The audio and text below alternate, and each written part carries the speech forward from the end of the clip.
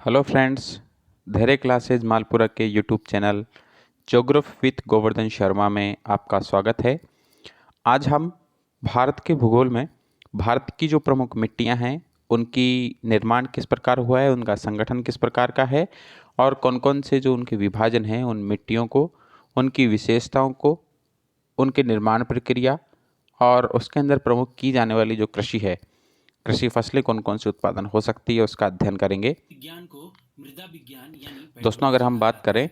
तो भारतीय कृषि मिट्टी का जो अनुसंधान अध्ययन परिषद है ने इसे भारत की मिट्टी मृदा को विज्ञान को जो 8 है पार्ट में डिवाइड पेडोलॉजी किया कहा है। जाता है वो और कौन कौन से भारतीय हैं कृषि देखिए। अनुसंधान परिषद के एलुवियल द्वारा सॉइल, रेड मिट्टियां जो सॉइल, है इसे 8 ब्लैक वर्गों के सॉइल, अंदर विभाजित लेटेराइट सॉइल, किया जा सकता है। फॉरेस्ट जलोढ़ सॉइल, मिट्टी, लाल अल्कलाइन मिट्टी, सॉइल, काली डेजर्ट मिट्टी, सॉइल, लेटेराइट रेड मिट्टी, सॉइल। वनीय तो मिट्टी, चलिए एक एक करके क्षारीय इन मिट्टी, सभी को अब अच्छे मरुस्थलीय से मिट्टी समझते हैं। और पीठमयी मिट्टी। तो फ्रेंड्स, हम मिट्टियों का अध्ययन करने से पहले थोड़ा सा ये जान लें कि मिट्टी जो है वो एक बहुमूल्य प्राकृतिक संसाधन है और इसकी जो उत्पत्ति हुई है वो लैटिन भाषा के सोलम शब्द से हुई है, जिसका अर्थ होता है फर्श या फिर फ्लोर। ठीक है। और मिट्टी का जो निर्माण होता है दोस्त, वो इस प्रकार से होता है कि जो चट्टान होती है उसके अंदर एक प्रक्रिया होती है, अपक्षय और अपर्दन। अपक्षय का मतलब होता है कि चट्टान का किसी भौतिक या रासायनिक किसी भी प्रक्रिया के द्वारा जो है अपने स्थान पर टूटना, उसका विघटन होना, गिरना। और अपर्दन का मतलब होता है कि किसी भी माध्यम से, जल हो सकती है, हवा हो सकती है या फिर बर्फ हिमानी वगैरह जो होती है उसके माध्यम से जो है इसका एक स्थान से दूसरे स्थान पर परिवहन होना, स्थानांतरित होना। तो इस अपक्षय और अनाच्छादन की प्रक्रिया जब चट्टान में होती है तो इस सामूहिक की जो क्रियाएं हैं अपक्षय और अपर्दन की, इसे अनाच्छादन के नाम से जाना जाता है। जब अनाच्छादन हो जाता है तो हमें मूल पदार्थ प्राप्त होता है। ठीक है। जो कण होते हैं मिट्टी के वो हमें प्राप्त होते हैं और उसके अंदर जब ह्यूमस या जीवाश्म जो है वो मिल जाता है तो मिट्टी जो है वो हमें प्राप्त होती है। तो इस प्रकार मिट्टी जो है भूमि की वह परत है जो चट्टानों के विघटन, विखंडन और जीवाश्मों के सड़ने गलने से मिलकर बनती है, जिसका निर्माण व गुण जो है वो चट्टानों, जलवायु और वनस्पति पर निर्भर करता है। अब हम बात करते हैं मृदा की संस्तर की, कि मृदा जो है इसका गठन किस प्रकार से होता है। तो मृदा जो है, मृदा के विभिन्न प्रकार के जो हैं कण पाए जाते हैं मृदा के अंदर, और इन कणों के बढ़ते आकार के आधार पर जो है इसमें बजरी, रेत, गाद, चिका, पंख आदि नामों से जो है इसे जाना जाता है। इन कणों को मिलाकर विभिन्न प्रकार की दोमट मृदाओं का निर्माण होता है। इसके अंदर कौन कौन से कण जो ज़्यादा मोटे होते हैं वो बजरी के रूप में, उससे थोड़े से कम होते हैं वो रेत, और उससे थोड़े से पतले जो होते हैं उसे गाद, उससे और पतले जो महीन होते हैं बिल्कुल उन्हें चीका कहा जाता है, और बिल्कुल एकदम बारीक होते हैं उसे पंख कहा जाता है। ठीक है। जो कीचड़ के जैसे हमें दिखते हैं उसे पंख, मूड कहा जाता है। तो इन सब चीज़ों से मिलकर जो है किसका निर्माण होता है, मिट्टी का निर्माण होता है। और जो मृदा है इसको जो है इसके कुछ संस्तर होते हैं, मतलब इसकी परतें होती है, लेयर्स होती है। तो उन लेयर्स जो हैं या मृदा की, जिसे हम प्रतिच्छेदिकाएं कह सकते हैं, तो मृदा की जो परत है इसके ऊपर या नीचे की परतों में भौतिक व रासायनिक गुणों के आधार पर जो है हम इसे अलग कर सकते हैं। और इस प्रकार इन गुणों को अलग करने से जो इसको क्या कहते हैं, संस्तर कहते हैं। और इस मृदा के जो संस्तर हैं उसे हम 4 भागों के अंदर विभाजित करके पढ़ते हैं। पहला जो संस्तर है कय संस्तर, जिसे हम कहते हैं कय संस्तर, ये सबसे ऊपर की परत है। यहाँ पौधों की जो वृद्धि के लिए अनिवार्य जैव पदार्थ होते हैं, जिन्हें हम खनिज पदार्थ, पोषक तत्व या जल जो है इसका संयोग होता है। इसके बाद क्षय संस्तर जो होता है यह कय संस्तर के नीचे की ओर होता है, और इसके अंदर जो है नीचे और ऊपर दोनों के पदार्थों से मिलकर बनता है। इसमें कुछ जैविक पदार्थ होते हैं जिसमें खनिज पदार्थ या अपक्षय जो हैं वो स्पष्ट नज़र आते हैं। इसके बाद जो गैस संस्तर आता है तीसरे नंबर का, ये जो है मृदा के निर्माण की प्रथम अवस्था है। इसमें ऊपर और नीचे परतें जो है वो इसी से बनती है। ऊपर वाली जो परतें हैं क और ख वो इससे बनती है। और घय संस्तर जो है ये तीनों जो परतें हैं इनके नीचे होता है, जिसका जनक जो है वो क्या होती है, चट्टान होती है। इसलिए इसे आधारी मृदा भी या आधारी चट्टान भी कहते हैं। इसको हम चित्र के माध्यम से समझ सकते हैं। तो फ्रेंड्स, इस प्रकार हम मृदा प्रतिच्छेदिका जो है इसके माध्यम से इन्हें हम पढ़ सकते हैं कि संस्तर जो हमारा ए है उसके अंदर, या ए जो संस्तर है, कै संस्कर जो है इसके अंदर ऊपरी सतह जो है जो सम्मिलित होती है, और ये मृदा की सबसे ऊपर वाली सतह होती है जिसमें ह्यूमस होता है। और विभिन्न तरह के जो खनिज होते हैं, जैव पदार्थ होते हैं या पोषक तत्व जल जो होते हैं, उनका संयोजन जो है इसी में होता है, जो पौधों की वृद्धि के लिए क्या है, अनिवार्य है। इसके बाद जो क्षय संस्तर आता है, जैसे अपक्षय शेल या उपमृदा के नाम से हम जानते हैं, उसमें जो है खनिज पदार्थ का अपक्षय जो है वो स्पष्ट नजर आता है और इसमें भी कुछ जैव पदार्थ होते हैं। ये क संस्तर से नीचे वाला या ए संस्तर के नीचे वाला बी संस्तर होता है, जिसे अवमृदा के नाम से भी जाना जाता है। बालू जो है, बालू का गाद और चिकनी मिट्टी जो है यहाँ पे मूल रूप से पदार्थ हैं। इसके बाद ग संस्तर आता है, इसे ग स्थिति या फिर सी संस्तर के नाम से जानते हैं, जो आंशिक रूप से अवक्रमित चट्टानें होती है, जो अपक्षित छेल होती है और इसके अंदर जो है पदार्थ दोनों चट्टानों की अपेक्षा कम होते हैं, बहुत कम जो है इसके अंदर पोषक तत्व वगैरह होते हैं। और सबसे नीचे जो होता है घ संस्तर या डी संस्तर, जो अपरिवर्तित मूल चट्टान होती है, जो अपक्षय नहीं हुई होती है, इसे आधार सेल के नाम से जानते हैं। अब हम भारतीय मृदा जो है इसका वर्गीकरण एक एक मृदा को पढ़ेंगे। जलोढ़ मृदा को पढ़ने से पहले हम ये जान लें कि भारतीय जो मृदा है इसके वर्गीकरण के लिए कई बार प्रयास किए गए हैं, लेकिन जो पहले वैज्ञानिक थे जिन्होंने भारत की मृदा का वर्गीकरण किया, उसमें वोयलकर और वीदर महोदय जो हैं, इनका महत्वपूर्ण योगदान है। और इन्होंने जो है इन सबसे पहले भारत की जो मृदाएं हैं इसे 4 भागों के अंदर जो विभाजित किया था। इसके बाद भारतीय कृषि अनुसंधान परिषद जो है, इसने संरचनात्मक मिट्टी, खनिज मिट्टी, रंग व संसाधनात्मक महत्व के आधार पर जो है भारतीय मिट्टियों को 8 प्रमुख और 27 गौण वर्गों के अंदर जो है विभाजित किया है। अब सबसे पहले जो हमारी मिट्टी आती है वो है जलोढ़ मिट्टी। इसी जलोढ़ मिट्टी को जो है हम दोमट मिट्टी या फिर कांप मिट्टी के नाम से जानते हैं। अब हम बात करें दोस्त इस मिट्टी की, तो ये जो मिट्टी है ये नदियों के द्वारा बहाकर लाई जाती है, इसलिए इसे जो है जलोढ़ मिट्टी के नाम से जानते हैं। ये जो है भारत के लगभग 22% भाग पर फैली हुई है और उर्वरता की दृष्टि से, उपजाऊपन की दृष्टि से जो है ये सबसे अच्छी मिट्टी जानी जाती है। और इसे लाने वाली जो प्रमुख नदियां हैं वो 3 हैं। इसके अंदर सिंधु, गंगा, ब्रह्मपुत्र जो है इसका महत्वपूर्ण स्थान है। इस मिट्टी में पोटास जो है वो अच्छी मात्रा में होता है, लेकिन नाइट्रोजन, फास्फोरस और ह्यूमस जो है इसकी कमी होती है। ये धान मतलब चावल, गेहूँ, मक्का, तिलहन आदि के लिए जो है महत्वपूर्ण है। इसे हम 2 भागों के अंदर बांट सकते हैं, बांगर और खादर। बांगर जो होते हैं वो पुरानी जलोढ़ मिट्टी होती है और नई जलोढ़ मिट्टी जो होती है उसे हम खादर के नाम से जानते हैं। हमें इस जलोढ़ मिट्टी के निर्माण प्रक्रिया की बात करें तो इस मिट्टी का जो निर्माण है वो हिमालय और प्रायद्वीपीय भारत से मलबा प्राप्त होने वाली या जो अपसारी सागर है, मतलब सागर के पीछे हटने से या नदियों के जमाव से जो है इसके द्वारा छोड़े गए जमाव से, अवसाद से हुआ है। इस मिट्टी की मुख्य विशेषता होती है कि बलुई और दोमट होती है। हमने पढ़ा पोटास, फास्फोरस, अम्ल, चूना जैव पदार्थों की मात्रा अधिक होती है, लेकिन नाइट्रोजन और ह्यूमस जो है वो इसके अंदर कम होता है। इस मिट्टी का जो क्षेत्र है इसे अनाज का कटोरा जो है इसके नाम से भी जाना जाता है। सेकंड हम बात करते हैं लाल मिट्टी की, रेड सोइल की। ये जो लाल मिट्टी है इसका निर्माण जलवायु परिवर्तन की वजह से होता है और चट्टानों के टूटने फूटने से जो ये बनती है। इसमें सिलिका और आयरन प्रचुर मात्रा में होता है, जबकि आयरन ऑक्साइड के कारण ही जो है इस मिट्टी का कलर लाल कलर का होता है। जब आयरन ऑक्साइड जो है इसमें पानी का संपर्क होता है तो जैसे लोहे पे जंग आ जाता है, वैसे इसका कलर लाल हो जाता है। ये मिट्टी जो है बंजर भूमि के रूप में भी पाई जाती है।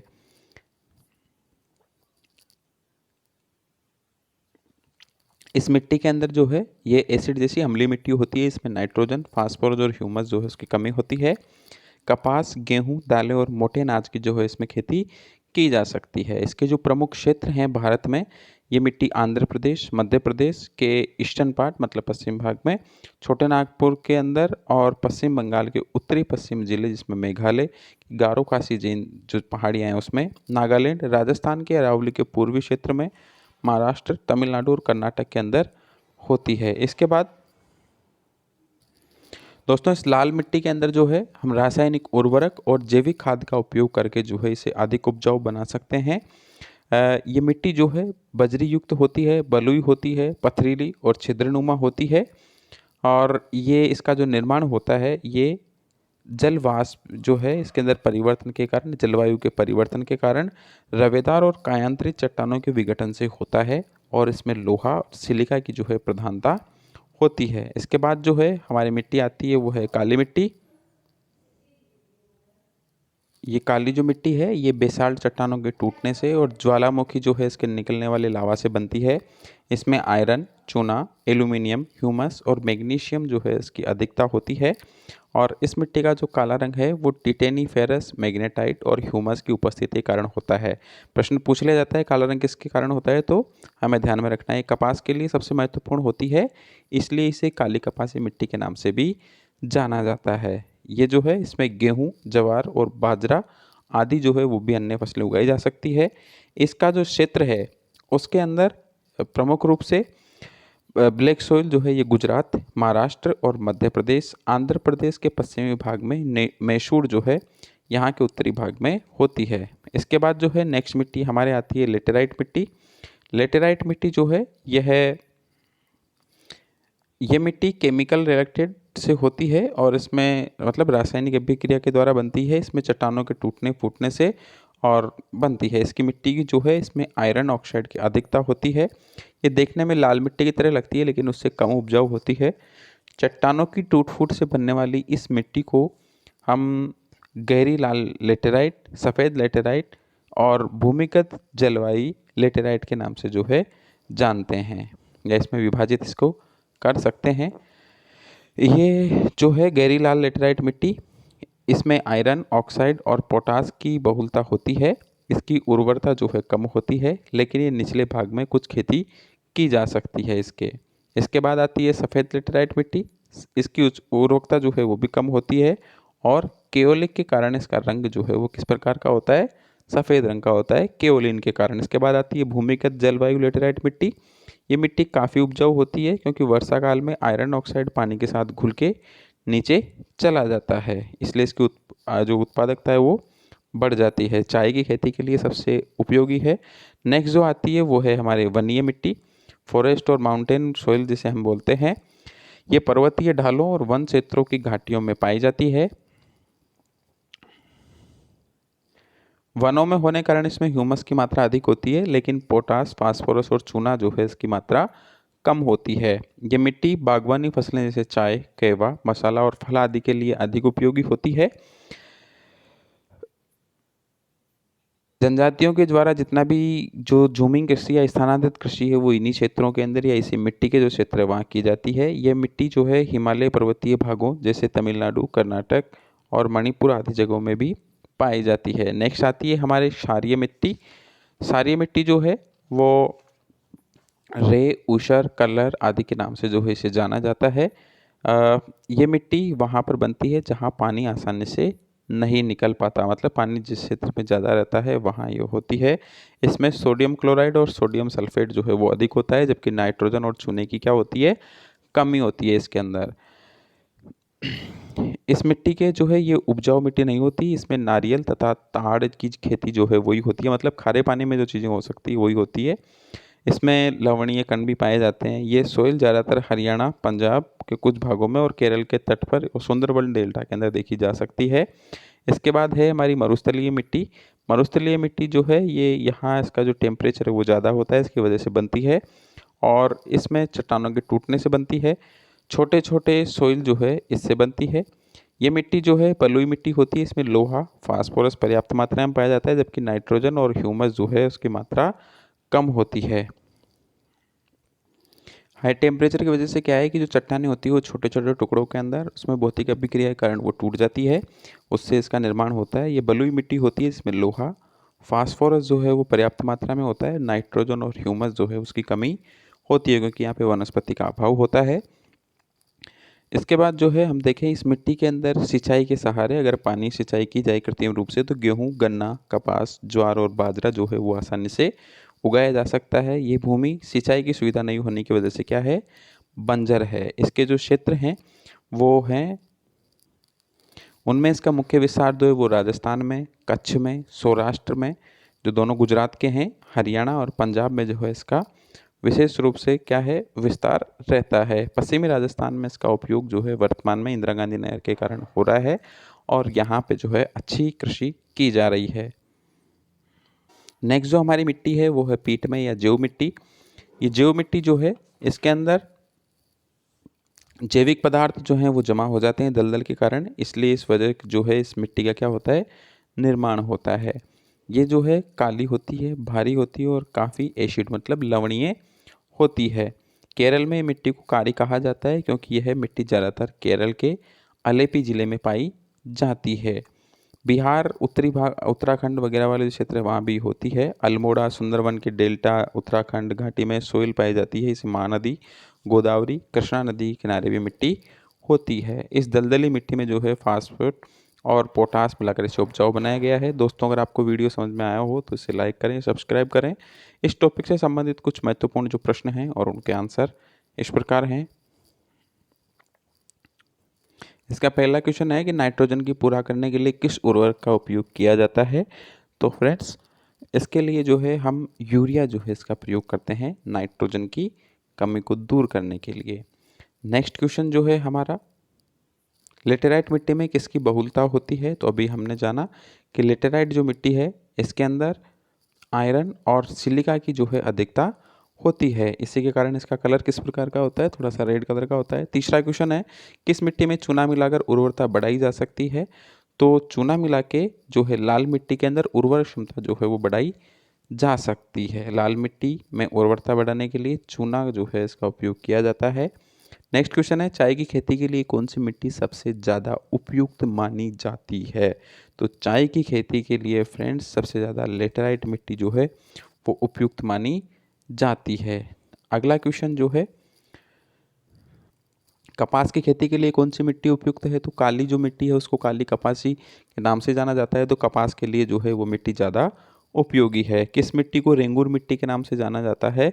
तो हमें ये भी ध्यान रखना है रेंगूर मिट्टी जो है काली मिट्टी को ही कहा जाता है। रेंगूर मिट्टी किसे कहा जाता है, काली मिट्टी को ही कहा जाता है। अगला क्वेश्चन है लाल मिट्टी में किन फसलों की खेती की जाती है। तो लाल मिट्टी के अंदर कपास, गेहूं, दालें और मोटे अनाज जितने भी होते हैं उनकी कृषि की जा सकती है आसानी से जल उपलब्ध होने पे। नेक्स्ट क्वेश्चन है लाल मिट्टी का रंग लाल क्यों होता है। तो लाल मिट्टी जो है इसका कलर लोहे ऑक्साइड की उपस्थिति के कारण इसका कलर किस प्रकार का होता है, लाल कलर होता है। नेक्स्ट क्वेश्चन है हमारा जलोढ़ मिट्टी में किसकी मात्रा सबसे अधिक होती है। तो जलोढ़ मिट्टी जो है इसके अंदर पोटास की मात्रा सबसे अधिक होती है। और नेक्स्ट क्वेश्चन है हमारा जलोढ़ मिट्टी भारत के कितने प्रतिशत पर भाग पर पाई जाती है। तो जलोढ़ मिट्टी जो है भारत के 22% भाग पे पाई जाती है। तो फ्रेंड्स हम नेक्स्ट वीडियो जो हैं वो किसी ऐसे ही टॉपिक से लेके आएंगे। आपको वीडियो अच्छा लगा हो और आपने अगर हमारे चैनल को सब्सक्राइब नहीं किया तो सब्सक्राइब ज़रूर करें और बेल आइकन को दबाना न भूलें, जिससे आपको नए अपडेट जो हैं वो मिलते रहें। धन्यवाद।